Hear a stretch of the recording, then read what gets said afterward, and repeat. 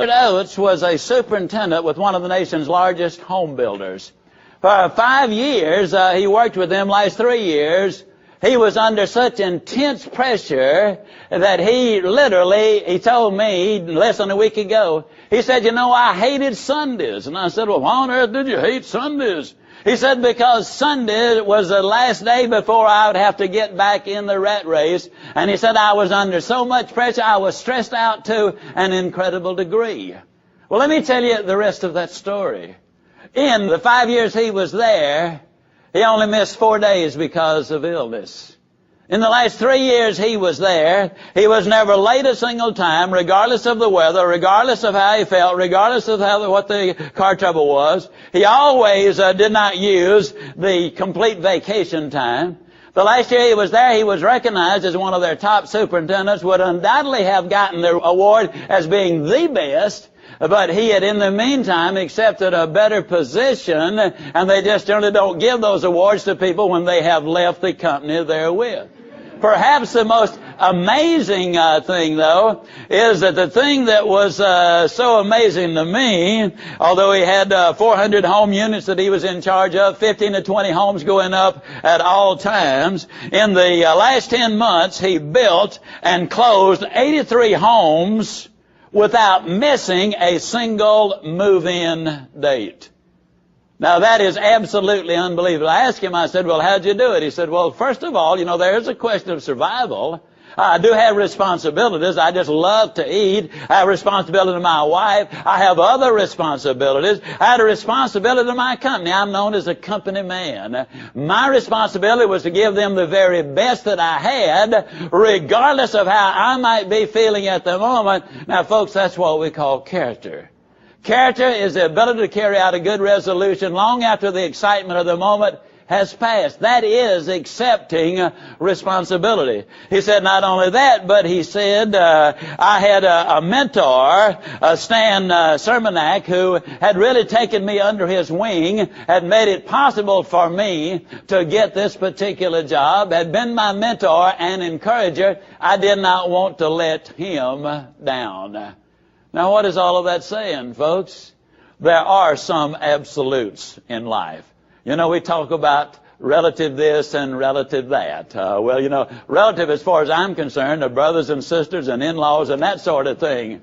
But there are values that are not relative. For example, suppose we were to take the laws and say, well, we got about 2,000 on the book. I believe in, let's see, this one, that. But I don't like that one at all. I'm going to take that one out of there. We would be in chaos, would we not? It would be anarchy. Now, the thing I guess I like best of all about Richard Oates, and I recognize that this is going to sound a little self-serving, he just happens to have married one of the most beautiful girls I've ever seen in my life, my daughter.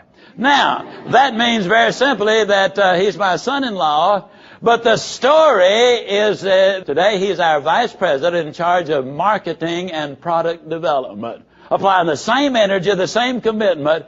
You see, he took a job he did not like, gave it his absolute best, learned the skills, the commitment, the responsibility to move into a better job.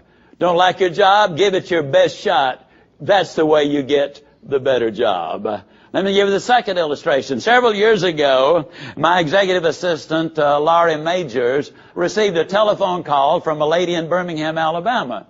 Now, Laurie is quite a story. She's been with me 18 years. She finished the 10th grade.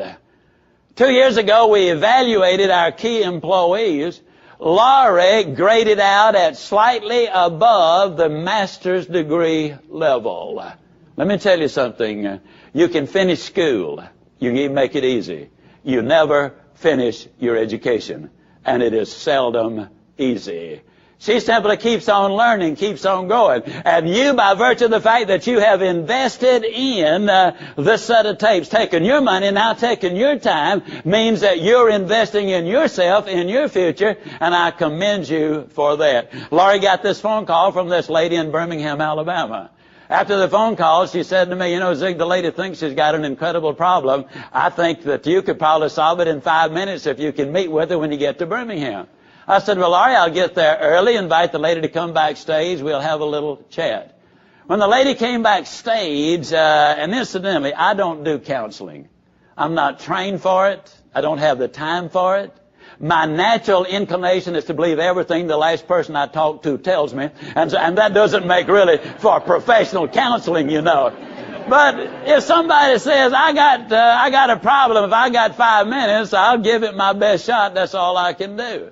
Well, when the lady spotted me, she came walking across the stage, and I have never seen such anger in my life. I mean, the stage was rattling.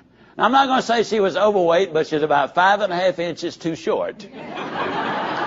When she saw me, she almost literally started crying. Oh, I'm so glad to see you. I got this terrible job. I just hate it. I want out of it. Can you help me? She's the kind of lady that could brighten up a whole room by leaving it, if you know what I mean.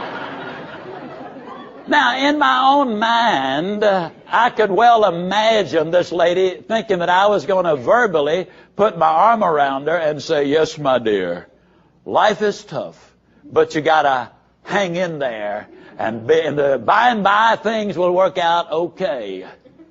I could have done that, but if I had, I would have betrayed everything in which I believe.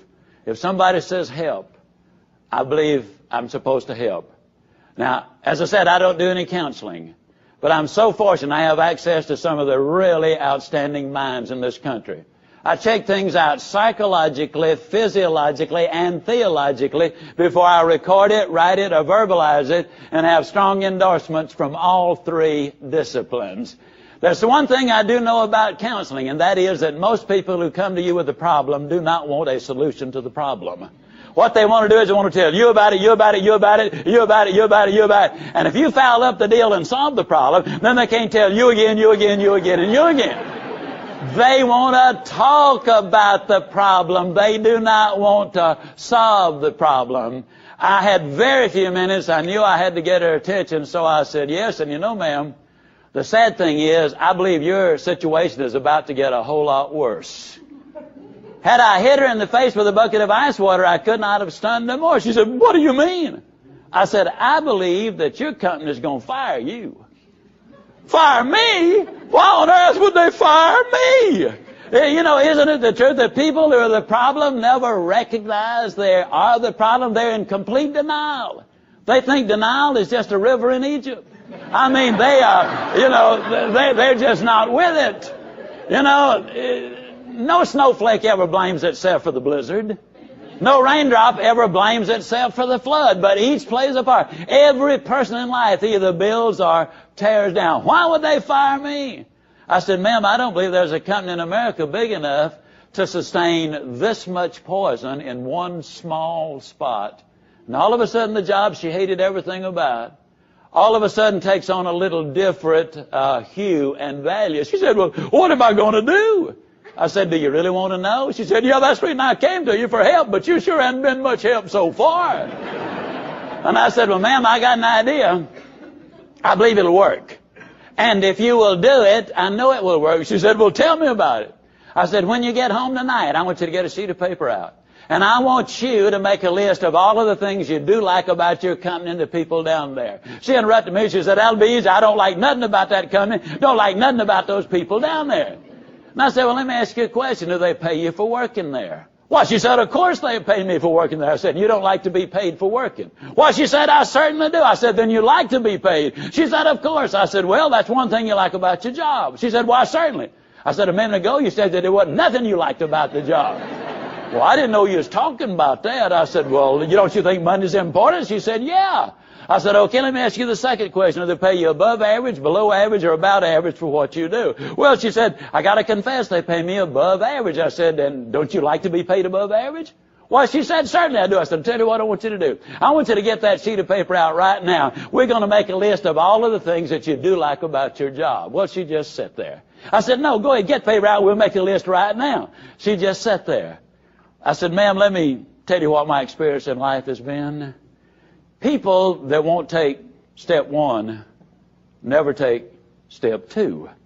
Now, if you're unwilling to get involved in solving your own problem, we might as well terminate the interview. See, I can't solve your problem as you listen to this. I can give you some ideas, some information that will put you in better position to solve it. But I cannot solve your problem, nor can anyone else. We can give you ideas and information, but ultimately the solution has got to be there. She didn't want any part of having to solve her own problem. That's the reason I did that. I said, you got your notebook in your hand, open it up, let's take some notes. With anger, she opened the book. She said, now what'd you say the first thing I liked about my job was? I said, they pay you for work in there. Write it down. I like my job. By the time we got through, this was about 15 years ago, by the time we got through, there were 22 things she liked about her job. She had 3 weeks vacation with pay. She had hospitalization insurance, health insurance. She was on a profit-sharing plan, had a great retirement plan. She was on a bonus program. She was in on executive decisions. She lived less than 15 minutes from her office, had her own private 22 things. I said, now, ma'am, when you get home tonight, I want you to get this list out. I want you to change it from I like my job because to I love my job. I want you to get in front of the mirror and I want you to look yourself right in the eye and say, I love my job, and do it with enthusiasm. I said, you'll sleep better tonight. When you get up tomorrow morning, get back in front of the mirror before you go to work and look yourself right in the eye and say exactly the same thing, and take the list with you. Because in 24 hours you will have moved from being a fault finder to a good finder. You know, a lot of people look for fault, try to find fault like there's a reward for it. I said, you will begin to look for something good, and you'll be amazed at how much that list is going to grow. Do this every morning, every night for the next 30 days. 6 weeks later, I was back over there conducting a sales